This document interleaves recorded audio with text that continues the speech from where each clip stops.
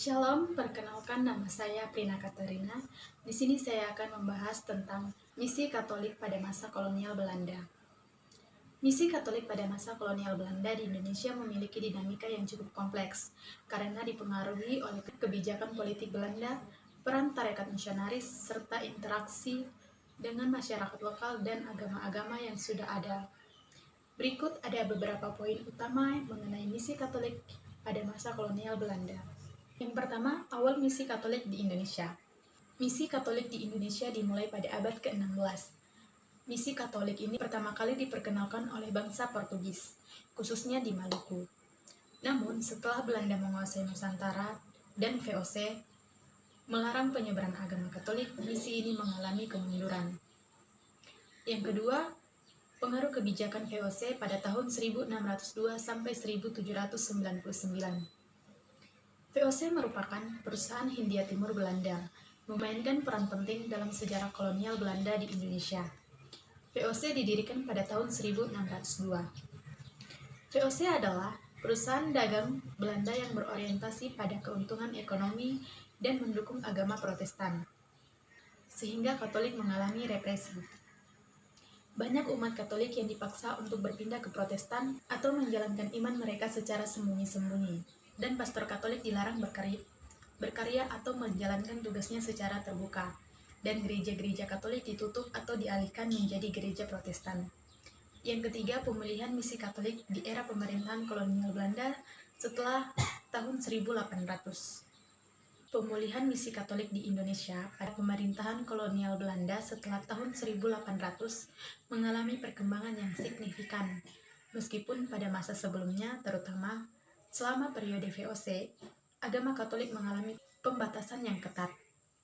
Setelah VOC dibubarkan dan Hindia Belanda menjadi kolonial resmi kerajaan Belanda, kebijakan toleran terhadap Katolik mulai diterapkan. Hal ini terjadi terutama setelah pemerintah kolonial Belanda mengubah pendekatan mereka dalam menangani masalah di wilayah jajahan mereka. Pada tahun 1807, Raja Louis Napoleon atau adik Napoleon Bonaparte mengizinkan kembali misi Katolik di Hindia Belanda. Pada tahun 1846, Prefektur Apostolik Batavia didirikan untuk mengatur misi Katolik di Indonesia. Yang keempat, peran tarekat misionaris. Tarekat misionaris Katolik memiliki peran yang sangat penting dalam penyebaran agama Katolik di Indonesia. Selain menyebarkan ajaran agama, tarekat misionaris juga berfokus pada pendidikan, pelayanan sosial, dan pengembangan komunitas Katolik di Indonesia. Sejumlah tarekat misionaris yang memainkan peran penting dalam pengembangan gereja Katolik di Indonesia yaitu yang pertama, Serikat Yesuit atau Jesuit yang aktif di wilayah Jawa, Sumatera, dan Kalimantan. Yang kedua, Societas Verbi Divini yang memfokuskan kegiatan mereka di Nusa Tenggara dan Kalimantan. Yang ketiga, Kongregasi Misi Lazaris yang berkontribusi dalam pendidikan dan pastoral di berbagai daerah. Yang keempat, Misionaris Hati Kudus yang aktif di wilayah Papua dan Maluku. 5. Kontribusi misi Katolik. Kontribusi misi Katolik di Indonesia sangat besar dalam berbagai bidang, baik aspek keagamaan, pendidikan, kesehatan, maupun pemberdayaan sosial. Kontribusi misi Katolik di Indonesia sangat besar dalam berbagai bidang, baik dalam aspek keagamaan, pendidikan, kesehatan, maupun pemberdayaan. Dalam pendidikan, misi Katolik telah mendirikan banyak sekolah yang hingga kini masih beroperasi, seperti sekolah-sekolah yang dikelola oleh Bruderan dan Susteran. Dalam kesehatan, mereka juga telah mendirikan rumah sakit dan klinik yang memberikan pelayanan kesehatan kepada masyarakat tanpa memandang latar belakang agama. Dan dalam pemberdayaan sosial, misi Katolik berkontribusi dengan membantu masyarakat di bidang pertanian, ekonomi, dan sosial melalui berbagai program kemanusiaan. 6. Tantangan misi Katolik.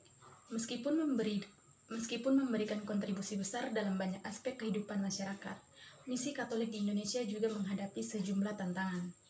Tantangan dalam misi Katolik yaitu 1. Pada awal periode VOC terdapat resistensi yang signifikan dari pemerintahan kolonial. Yang kedua, persaingan dengan kalangan Protestan yang memperoleh dukungan lebih besar dari Belanda. Kemudian yang ketiga, interaksi dengan agama lokal, khususnya Islam yang lebih dulu berkembang di berbagai wilayah. Misi Katolik yang dimulai selama era kolonial Belanda ini menjadi fondasi bagi perkembangan gereja Katolik di Indonesia hingga kini. Pengaruh pendidikan dan sosial yang dibawa oleh misi ini masih dapat dirasakan melalui berbagai institusi Katolik di seluruh Indonesia. Sekian penjelasan dari saya mengenai misi Katolik pada masa kolonial Belanda.